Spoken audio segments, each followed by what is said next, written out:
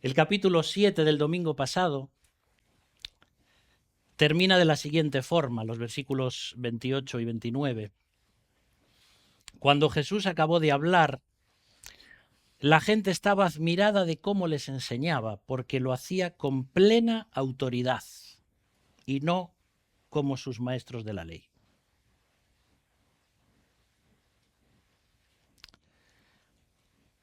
Jesús y su autoridad divina. Porque lo que vamos a ver en esta mañana es a un hombre, Jesús de Nazaret, nacido de una mujer, que estaba demostrando con su vida, con sus enseñanzas y con sus milagros que era mucho más que un hombre. Tenía autoridad divina porque Él es Dios. La autoridad bíblica de la que tanto se habla hoy y a veces desde los púlpitos queriendo ejercer autoridad sobre los que están en los asientos y diciendo: yo soy la autoridad, sométete a la autoridad, los ancianos tienen la autoridad. La autoridad bíblica no tiene nada que ver con el mando, sino con el servicio. La prenda más importante de un pastor es la toalla. Hasta que no se la ciñe y lava los pies, no hay autoridad. Y yo aún estoy muy lejos de eso. Aún no compré ni la toalla todavía. Estudiar la Biblia te da conocimiento, pero vivir la Biblia te da autoridad.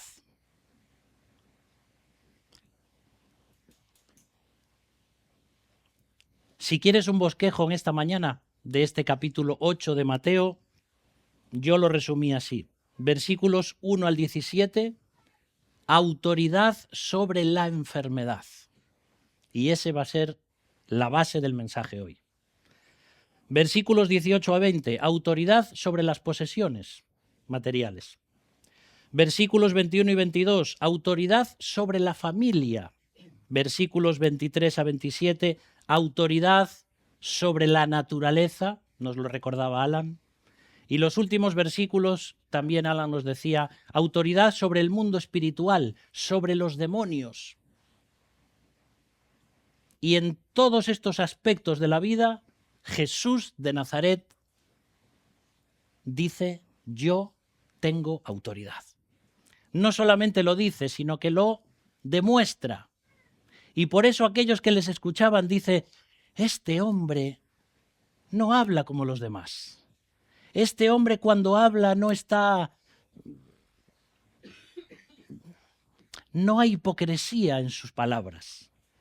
Es un hombre que vive lo que predica, es un hombre que su palabra tiene autoridad en sí misma porque es diferente a nuestros maestros. Y vamos a empezar a leer Mateo 8, pero desde el versículo 18. Vamos a leer todo el capítulo, pero poco a poco. Y como vamos a dejar el final del tema de la enfermedad, y eso está al principio, pues lo vamos a dejar para el final. Entonces, Mateo 8, 18 dice, y los versículos que voy a leer en esta mañana están en la versión Dios habla hoy. Siempre que puedo intento en cada mensaje leer de una versión diferente de la Biblia. ¿Sí? Y os animo a hacerlo también en vuestras casas, para percibir la riqueza que tiene la palabra de Dios, porque no hay ninguna traducción perfecta de la Biblia. Hay traducciones perfectibles, ¿sí?, que se pueden hacer mejor, y todas nos ayudan a comprender el texto bíblico. Mateo 8, 18. Jesús, viéndose rodeado por la multitud, ordenó pasar a la otra orilla del lago. Se le acercó entonces un maestro de la ley que le dijo: Maestro, deseo seguirte a donde quiera que vayas. Jesús le contestó: las zorras tienen cuevas y las aves nidos, pero el Hijo del Hombre no tiene dónde recostar la cabeza. Y aquí está hablando Jesús sobre las esa autoridad que tiene sobre las posesiones. Jesús está mostrando su humildad, porque él no fue un líder que se enriqueció a costa de sus seguidores, como hay muchos hoy que lo hacen. En el nombre de Jesús, dame tu dinero. Esa no fue la expresión, ni la vida, ni el ministerio de Jesús. Y Jesús no vivió pobre, vivió humilde, desde que nació hasta que se fue. Él era tan rico que era capaz de vivir humilde. No necesitaba depender de las posesiones materiales. Y es por eso que le está diciendo a aquel seguidor, mira, hasta los animales tienen guaridas, tienen nidos, tienen sus casitas, pero yo que soy Dios mismo y que he venido a este mundo, no tengo ni siquiera un lugar fijo donde dormir. ¿Es eso lo que quieres para ti? ¿Cuáles son tus prioridades en la vida? Tiene autoridad sobre las posesiones. Pero ahora viene el versículo 21 y dice, otro que era uno de sus discípulos le dijo, Señor, déjame ir primero a enterrar a mi padre. Jesús le contestó, sígueme y deja que los muertos entierren a sus muertos. ¿No suena un poco fuerte esto? Es la autoridad sobre la familia. Nos está hablando de las prioridades. Era importante en esta época esperar a que tu padre muriese para hacerse cargo del entierro. Lo que estaba diciendo este hombre era, cuando mi padre fallezca, cuando sea dentro de unos años, y cuando me haga cargo de dejar todo eso bien, entonces voy a seguirte y voy a tener más tiempo, etcétera, etcétera. Y Jesús le dice, mira, tienes que poner prioridades en tu vida. Primero es el reino de Dios y su justicia. Y ahí está diciendo que los muertos espirituales entierren a sus muertos espirituales. Si Dios te ha llamado, si Dios te ha salvado, tiene una misión para ti, tiene un propósito en tu vida. Y la prioridad no es tu Padre terrenal, es tu Padre celestial. Es como cuando Jesús dice, si alguno no aborrece a su padre y a su madre, no puede ser mi discípulo. No está diciendo, tienes que odiar a tus padres, tienes que dejar a tu familia y venir a esta religión, como hacen muchas sectas, que lo que hacen es un lavado de cerebro a la persona que les sigue, intentando que deje todas sus amistades, toda su familia, meterlo en un grupo cerrado y que solo viva para eso. Eso no es lo que Dios quiere. Cuando Dios dice que pongamos, que aborrezcamos a nuestra familia, es una palabra que significa poner en segundo lugar. Porque ¿qué pasa cuando Dios tiene un plan para tu vida, quiere que tu vida cambie, tiene una misión para tu vida y tus padres que no son cristianos o tus familiares que no son cristianos te llevan la contraria y te hacen la vida difícil? ¿Qué pasa en ese momento? ¿A quién voy a obedecer? Es difícil, ¿verdad? Y eso es de lo que está hablando Jesús, autoridad sobre la familia. Seguimos el versículo 23. Jesús subió a la barca y sus discípulos le acompañaron. De pronto se desató sobre el lago una tempestad tan fuerte que las olas cubrían la barca. Pero Jesús se había dormido. Sus discípulos fueron a despertarle diciendo, Señor, sálvanos, nos estamos hundiendo. Él les contestó, ¿por qué tanto miedo? ¡Qué poca es vuestra fe! Dicho esto, se levantó, dio una orden al viento y al mar, y todo quedó completamente en calma chicha, como dicen los marinos. Ellos, asombrados, se preguntaban, ¿quién es este que hasta los vientos y el mar le obedecen? ¿Tú has visto alguna vez, en medio de una tempestad, o algún vídeo en YouTube, o algún vídeo viral de estos, que en medio de una tempestad en el mar, alguien se sube allí o se pone en la proa del barco y dice, ¡silencio! ¿Te lo imaginas? Eso es imposible. Nadie tiene autoridad sobre la naturaleza. Pero Jesús sí, y no lo hizo una sola vez. Y el mar en la Biblia es el símbolo del caos.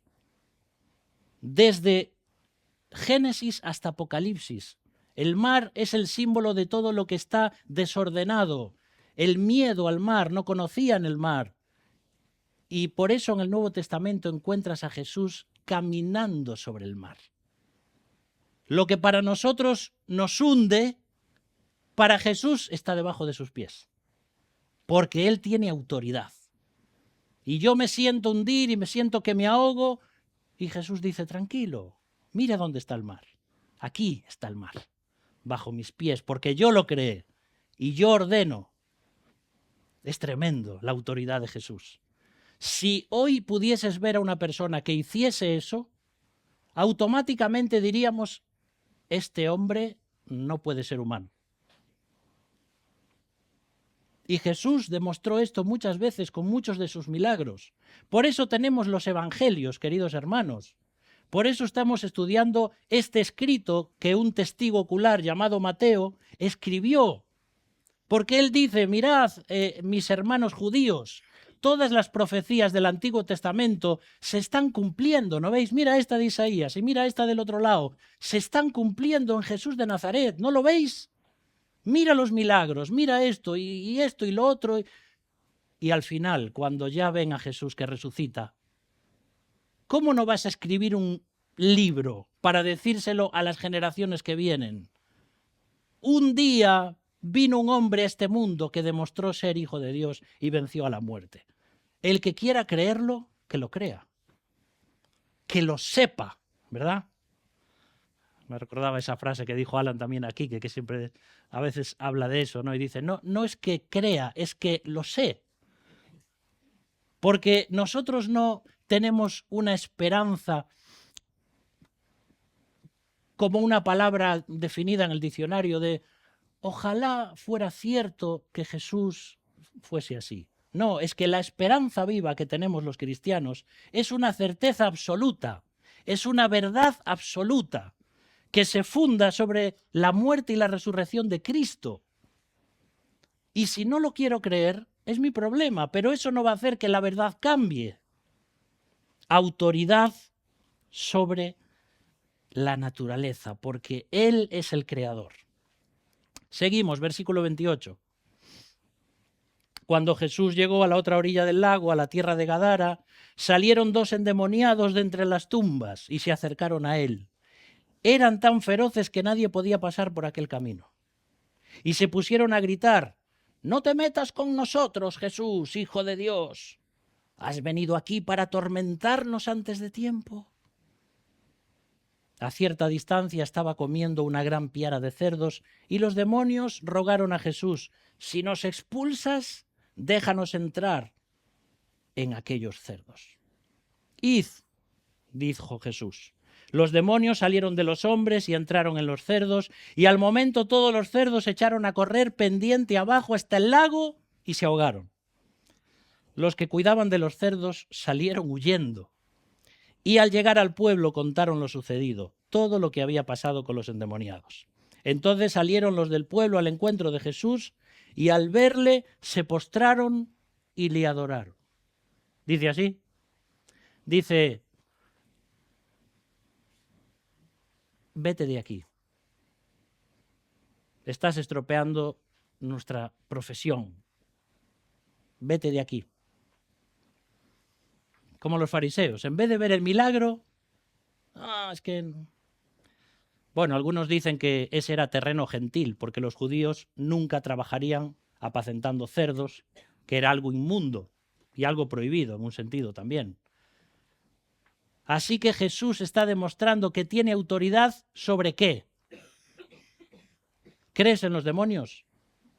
No importa si crees o no crees. Son reales. Personas que están poseídas por el diablo. Personas que tienen una fuerza sobrehumana, como muchos hombres juntos en uno. Y entonces aquí ven a Jesús que se acerca y aquellos demonios le piden permiso a un hombre. ¿Tú has visto alguna vez a un demonio pedir permiso? No, el demonio se posesiona y ordena y toma control de su mente o de sus facultades o usa sus cuerdas vocales para hablar, etcétera, etcétera, lo que pasa con el espiritismo o con los mediums o lo que sea. Sin embargo, aquí encuentras como a los demonios bajando la cabeza, metiendo su rabo entre las piernas, por decir así, y diciendo, a ti te conocemos. Tú no eres humano solamente.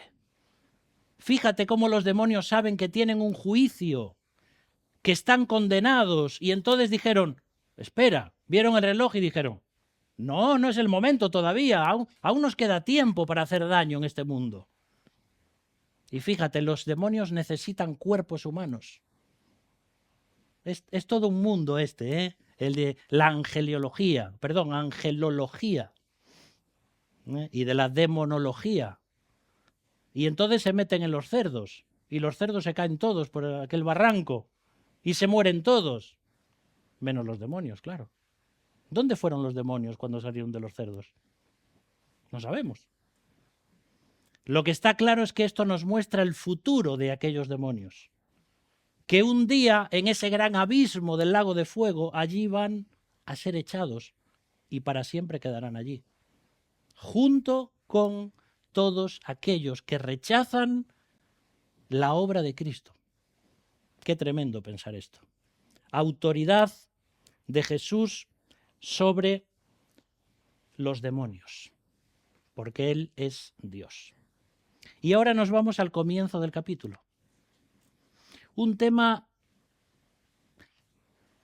que en unos minutos no podemos abarcarlo, ni siquiera dar principios generales, y es el tema de la enfermedad. Y vamos a ver cómo Jesús tiene autoridad sobre la enfermedad. Versículo 1. Cuando Jesús bajó del monte le seguía mucha gente. En esto se le acercó un hombre enfermo de lepra que se puso de rodillas delante de él y le dijo, Señor, si quieres, puedes limpiarme de mi enfermedad. Jesús lo tocó con la mano y dijo, quiero, queda limpio. Al momento el leproso quedó limpio de su enfermedad.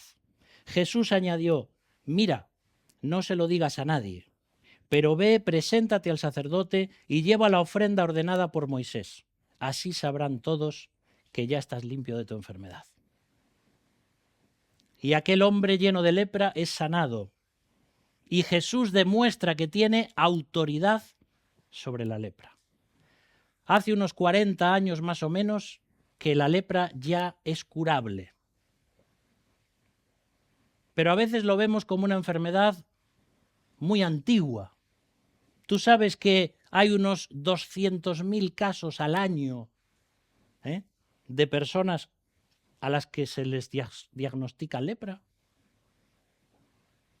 Y la lepra no es solamente unos granitos en la piel. Tenemos algún médico aquí entre nosotros también. Y podría explicarnos lo que son esas úlceras y esas llagas y esos sangrados en el cuerpo y esa bacteria que se encarga de estropear los nervios del cuerpo y producir una serie de enfermedades. No era nada fácil hace 2000 años tener lepra. ¿Sabéis qué tenía que hacer un leproso? Primero, vivir fuera de la ciudad, solo. Segundo, tenía que tener su ropa toda rota, su cabeza completamente despeinada y sin tapar. Y cada vez que se acercaba a alguien tenía que decir, ¡cuidado! ¡Inmundo! ¡Inmundo! O a veces llevaba unas campanillas también, como para decir, ¡cuidado, que soy un inmundo! ¿Tú sabes lo que sentía una persona así? Físicamente enfermo, con dolores. Psicológicamente una persona tocada, lejos de su familia. Espiritualmente no podía ir a la sinagoga, nadie se podía acercar a él. Y te encuentras que en medio de todo esto y en medio de aquella gente había un leproso.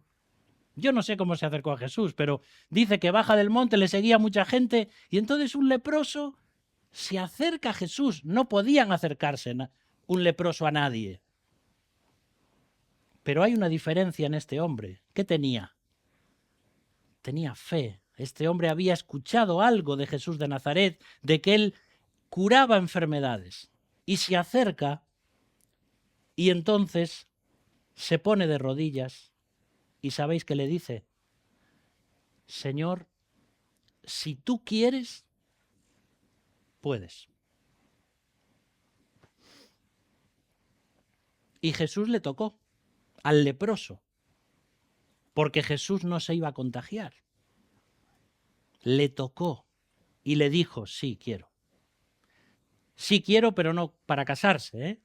Como van a hacer Marcos y Ruth dentro de 2 semanas. Van a decir un sí quiero, sino que es un sí quiero de claro que quiero. Ahora, sí, un día Jesús va a decir un sí quiero. ¿Sabes cuándo? Cuando estemos en las bodas del Cordero y estés tú y yo y toda la iglesia allí como la esposa, y Jesús delante de su Padre dirá, sí quiero, porque por esta mujer morí, por esta esposa viví, por esta esposa hice milagros, por ella sufrí la cruz, por ella resucité. Es un misterio todo esto, queridos hermanos, pero lo que nos espera en el cielo. Ahora fíjate cuánto tiempo llevaría este hombre con lepra sin una mano amiga. ¿Cuánto tiempo sin tocar a una persona? Y siente la mano de Jesús y dice, quiero. Y la lepra desaparece. El milagro se produce. Y ahora el hombre tenía que cumplir con las leyes sanitarias y levíticas y acercarse al sacerdote porque hacía también una función de médico. Y entonces el sacerdote vería efectivamente que se le había ido la enfermedad, él haría un sacrificio de gratitud y ya lo declararía limpio. Pero aquí encontramos algo interesante. Jesús, Dios, sana cuando quiere, no cuando yo quiero. Qué triste.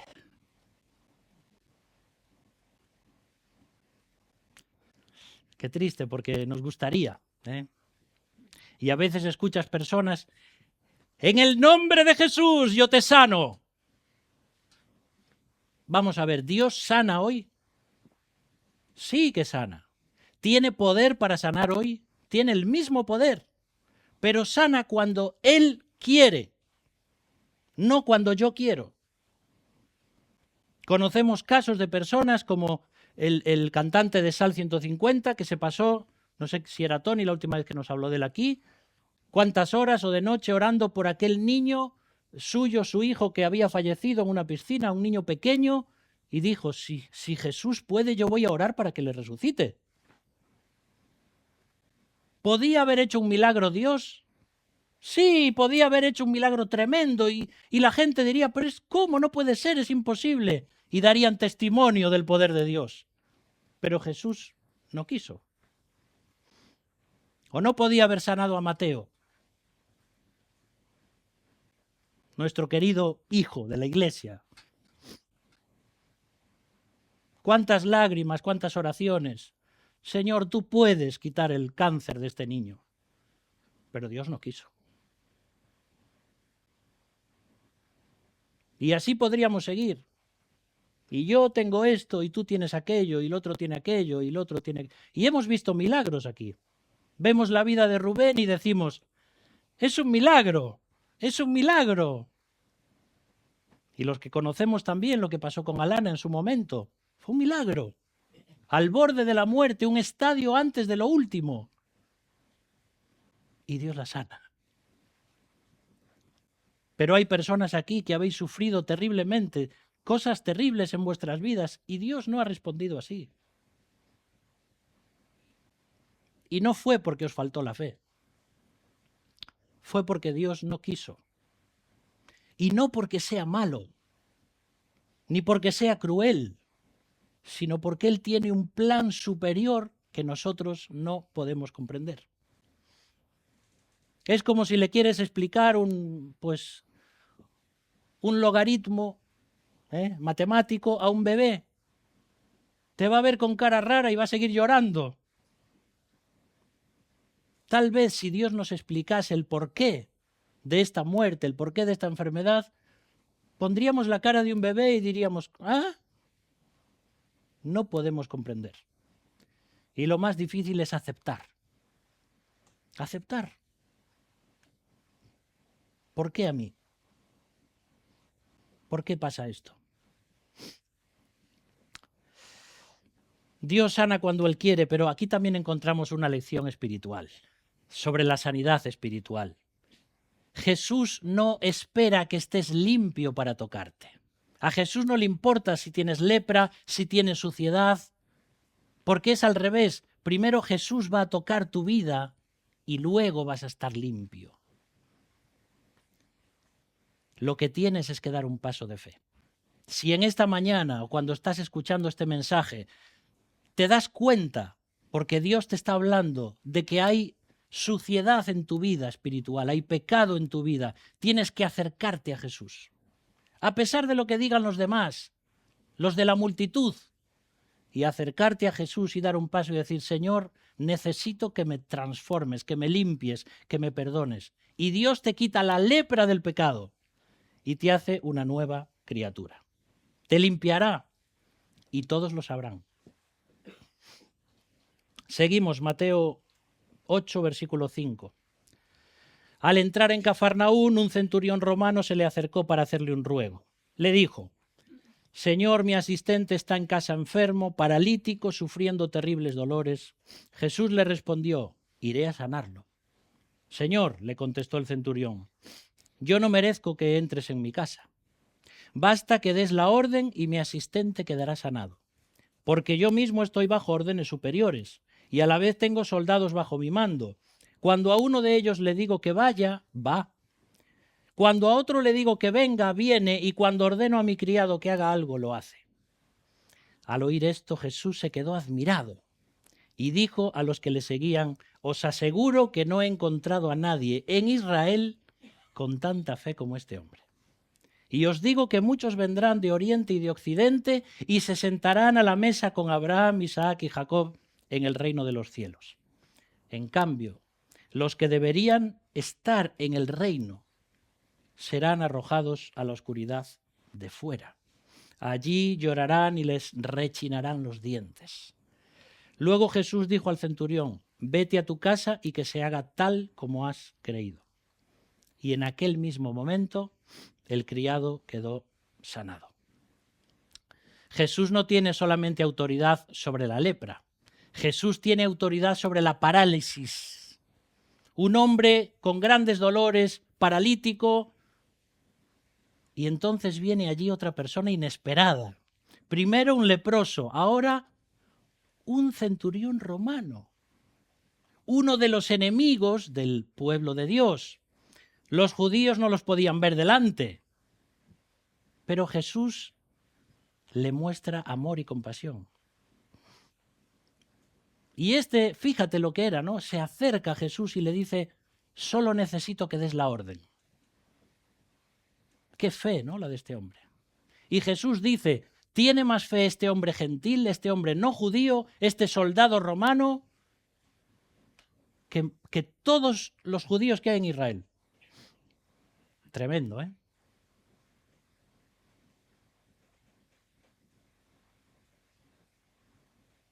No sé si algún día estaré preparado para explicar la diferencia entre, primero para definir lo que es la fe, porque aún no sé definirla totalmente, cuando tiene que ver con la enfermedad. No soy capaz todavía. Porque tuvo fe este hombre y entonces Jesús le dice, bueno, pues así como crees, así te sea hecho. Entonces, ¿por qué a mí no me es hecho? Porque no tuve la fe que tuvo este hombre. Es que no es eso. Va mucho más allá de todo esto, porque es cuando Él quiere, no solamente cuando yo tengo fe. Y el centurión reconoce la autoridad de Jesús y le llama Señor. Este hombre sabe que solo Dios puede ordenar a una enfermedad que abandone el cuerpo. Y entonces se lo pide. ¿Sabes que la fe de una persona puede salvar a otra? Como aquellos amigos del paralítico, otro paralítico, ¿te acuerdas? Que lo bajaron, abrieron el techo allí de paja de aquella casa y entonces, como no había sitio para entrar, lo bajaron por el techo y lo pusieron delante de Jesús. La fe de unos amigos salva y sana a su amigo. Y este hombre también está clamando a Dios por sanidad de otra persona. Y Dios lo hace. Y Dios sana a distancia. Muy bien, pues nada, vete, cuando abras la puerta ya lo vas a encontrar sano. Qué tremendo, ¿verdad? El poder de Jesús. Y también todo lo que dice ahí. Dice, muchos gentiles estarán en el reino, pero muchos judíos no. Los que deberían estar, el pueblo de Dios, no van a estar. Van a estar los que creen en mí. Y esto también nos muestra acerca de la sanidad espiritual. Es como que el pecado ha paralizado nuestros miembros y no nos deja caminar por los senderos de la voluntad de Dios. Es que no nos da tiempo en esta mañana a seguir analizando aspectos de todo el capítulo. Versículo 14. Jesús fue a casa de Pedro, donde encontró a la suegra de éste en cama, con fiebre. Le tocó Jesús la mano y la fiebre desapareció. Luego se levantó y se puso a atenderlos. Así que Jesús tiene autoridad sobre la fiebre, sobre las infecciones. Y Jesús transmitía vida a todo el que tocaba, la sanidad física. No vas a encontrar, creo, ningún caso en la Biblia donde alguien muere en la presencia de Jesús. Porque Él era vida y el que le tocaba, su sanidad, su vida, se transmitía. Y así encuentras aquí a la suegra de Pedro sana.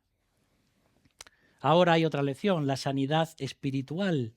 La infección del pecado también nos impide servir a Jesús. Y necesitamos el toque de Jesús, el llamado de su espíritu, responder a su voz. Seguimos, versículo 16. Al anochecer, llevaron a Jesús muchas personas endemoniadas. Con una sola palabra expulsó a los espíritus malos y también curó a todos los enfermos. Esto sucedió para que se cumpliera lo que había dicho el profeta Isaías. Él tomó nuestras debilidades y cargó con nuestras enfermedades. Así que Jesús tiene autoridad sobre cualquier enfermedad. Porque ahí dice enfermos de toda clase. Y Jesús hacía así, una palabra, y la enfermedad se iba. Ojalá pudiésemos estar allí en aquel momento justo, porque entonces seríamos sanos. Porque todos los que estaban allí fueron curados. Pero Jesús no curó a todas las personas de Israel, ni a todos, no. Curaba cuando Él quería. Ahora, el versículo 17 es importante porque dice que esto cumplió la profecía de que el Mesías cargaría con nuestras enfermedades. Pero esto se cumplió allí, en aquellos días, no hoy. A veces hay personas que dicen, como dice Isaías, Jesús llevó nuestras enfermedades y nuestros dolores. Así que Dios quiere que sus hijos sean sanos y no tengan enfermedad. Yo he leído esto en libros cristianos. Y cuando aún no conocía bastante de la Biblia, también me lo llegué a creer un poco. Dios quiere sus hijos prósperos económicamente y sanos. Pues no, Señor. Eso no es lo que dice la Biblia. ¿Que Dios da prosperidad? Sí. ¿Que Dios sana? Sí. Pero no siempre. Pero entonces, ¿por qué aquí sana a todos? El tema del mal en el mundo y el sufrimiento son unos de los misterios más grandes que podamos intentar explicar. Porque ya desde el primer libro de la Biblia, que seguramente fue el libro de Job, Dios quiso dejar muy claro que aun siendo un varón justo, perfecto, temeroso de Dios y apartado del mal, podía sufrir terriblemente. Sus 10 hijos muertos. Toda su economía, sus negocios, su dinero, fuera. Y aún por encima, casi como el leproso que acabamos de ver. Y su mujer abrazándole y diciéndole, no te preocupes, cariño, saldremos de esta, ¿no? Bueno, también hay que pensar lo que debió sufrir esa mujer, ¿eh? Una madre que pierde a sus 10 hijos. Y en ese primer libro de la Biblia Dios dice, no me preguntéis por qué, porque no os lo voy a decir. No os voy a decir el por qué, porque no estáis preparados para saberlo. Os pido que confiéis en mí. Nada más que eso. Qué fácil y qué difícil. Pero eso es la fe. Es confiar en Dios a pesar de. Dios tiene autoridad para sanar cualquier tipo de enfermedad. Ahora, si Dios sanase hoy toda enfermedad, entonces estaría yendo contra sí mismo. ¿Por qué digo esto? Porque ¿qué dice Dios en Génesis capítulo 3? ¿Qué pasa cuando Adán y Eva pecan y desobedecen a Dios? Que Dios establece una serie de maldiciones que van a venir sobre ellos, que son inquebrantables. Y les dice dolor en el embarazo y en el parto, para empezar. Segundo, problemas de pareja y maltrato. Maltrato, machismo y feminismo. Ahí aparece. Dice, tu marido se va a querer enseñorear de ti y te va a tratar como un objeto por haber pecado. Esto ya viene de hace miles de años, ¿eh? No es que Dios quiera eso, es que es lo que hemos buscado nosotros. La naturaleza maldita, el trabajo penoso y que causará dolor y sobre todo enfermedad y muerte. ¿Por qué estoy enfermo, Señor? Porque vivo en un mundo caído, porque soy un pecador y porque en un sentido no merezco otra cosa. Eso es lo que Dios establece ahí. Pero de vez en cuando Dios nos da pequeños guiños del futuro, pequeñas señales del reino, y entonces de vez en cuando sana a este y al otro para decirnos, confía, confía que se acerca lo que estás esperando. Un reino de paz, un reino de justicia, un reino de sanidad absoluta, donde el niño morirá de 100 años, dice allí.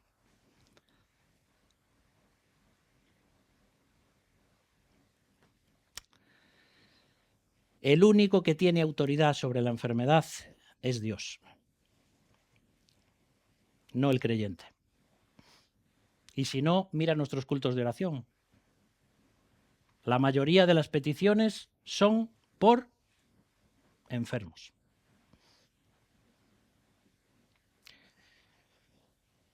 Jesús comenzó su ministerio diciendo, el reino de los cielos se ha acercado. Y como se acerca el reino de Dios, se acerca la sanidad de los enfermos. Pero es que los judíos rechazan el reino y el reino vuelve a apartarse. Y entonces aquellas señales milagrosas de Jesús, de los discípulos, de los apóstoles, poco a poco comienzan a irse otra vez. Ese es mi punto de vista en cuanto al tema de las sanidades y los milagros. Aunque hoy Dios lo sigue haciendo, pero no de esa forma. Porque Pablo tenía un aguijón y 3 veces le pidió a Dios, con fe, por supuesto, y Dios no se lo quitó. Y ves a Pablo también pidiendo oración por ciertos compañeros suyos que estaban enfermos también, y Timoteo enfermo, y el otro enfermo, y uno casi muere, porque es que el reino estaba ahí en ascuas. Ahora, cuando ese reino venga con todo el poder de Dios, volveremos a experimentar el huerto del Edén, la sanidad, la paz, la justicia, dejaremos de llorar y viviremos como siempre hemos querido, por la gracia de Dios y la misericordia de Dios. Así que, ¿por qué a unos Dios sana y a otros no? Pues seguirá siendo un misterio mientras vivamos en esta tierra. Pero tenemos esa promesa de que un día todo eso terminará y viviremos en ese reino precioso. Y cuando veamos atrás, si es que vamos a poder ver y digamos, valió la pena 1.000.000 de veces haber vivido 80 años en la tierra llorando con enfermedades. Y no solo eso, la vida también es muy bonita, no es solamente quedarse con lo negativo. Es muy dura la vida, pero lo que nos espera nos va a hacer olvidar completamente ese pequeñito punto de nuestra humanidad en la tierra. Porque el dolor que pasa una mujer esos 9 meses y el parto, yo no puedo explicarlo. Pero cuando ve la carita de su bebé, amigo, no importa nada. Lo volvería a pasar. Bueno, algunas sí, otras dicen, nunca más. Pero es que esa nueva vida hace que todo lo demás haya quedado en el pasado. Y cuando nosotros seamos semejantes a Cristo, cuando Él se manifieste, cuando nuestros nuevos cuerpos nazcan y cuando vivamos en ese otro mundo, esto será dice la Biblia, ni más vendrá al pensamiento, porque los primeros cielos y la primera tierra pasaron. Y ahora todo es hecho nuevo. ¿Lo crees? No me creas a mí, cree lo que dice la palabra de Dios. Y mientras, en medio de la enfermedad, en medio de las circunstancias difíciles, en medio de los problemas, de la falta de trabajo, de los problemas interpersonales, familiares, tenemos que seguir confiando en Jesús, que Él camina de la mano con nosotros y nos deja y no nos deja. Vamos a orar.